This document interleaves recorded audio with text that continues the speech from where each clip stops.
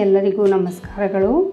ಹೃದಯನಾಳ blockage ತಪ್ಪಿಸಬಹುದಾದ 5 ಮುಖ್ಯ ತರಕಾರಿಗಳು ಯಾವುದು ಅಂತ ನೋಡೋಣ.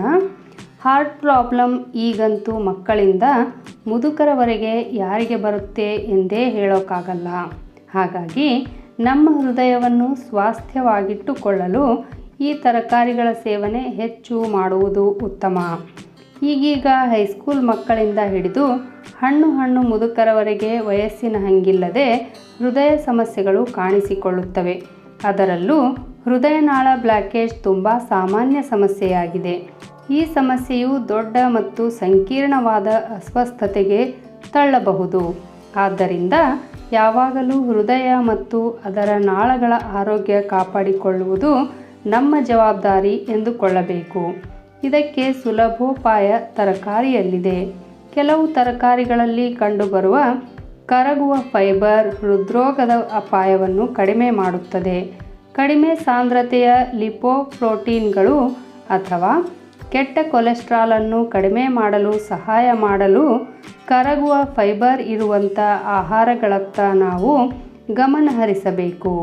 ಸಾಮಾನ್ಯವಾಗಿ ಫೈಬರ್ ಅಧಿಕವಾಗಿ ಸಿಗುವುದು ತರಕಾರಿಗಳಿಂದ. ತರಕಾರಿಗಳು ಸಮತೋಲಿತ ಆಹಾರದ ಒಂದು ಭಾಗವಾಗಿದ್ದು ಅವು ಸಾಮಾನ್ಯವಾಗಿ ಹೃದಯ ರಕ್ತನಾಳದ ಆರೋಗ್ಯವನ್ನು ಬೆಂಬಲಿಸುತ್ತವೆ.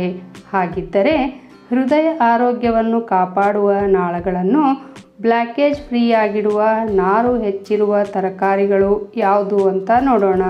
ಹಸಿರು ಎಲೆಗಳು. ಹಸಿರು ತರಕಾರಿಗಳು ನಿಮ್ಮ ಹೃದಯದ ಉತ್ತಮ ಸ್ನೇಹಿತರು.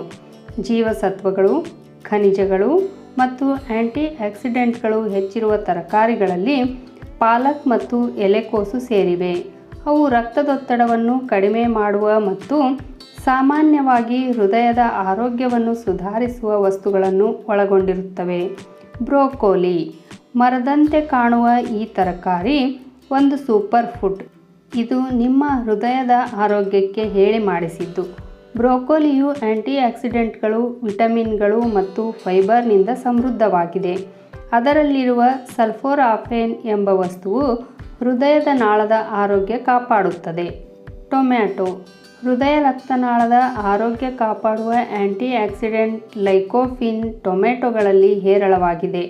ಅವು ರಕ್ತದೊತ್ತಡವನ್ನು ಕಡಿಮೆ ಮಾಡಲು ಮತ್ತು ಹೃದಯ ಸಂಬಂಧಿ ಕಾಯಿಲೆಗಳ ಸಾಧ್ಯತೆಯನ್ನು ಕಡಿಮೆ ಮಾಡಲು ಸಹಾಯ ಮಾಡುತ್ತವೆ.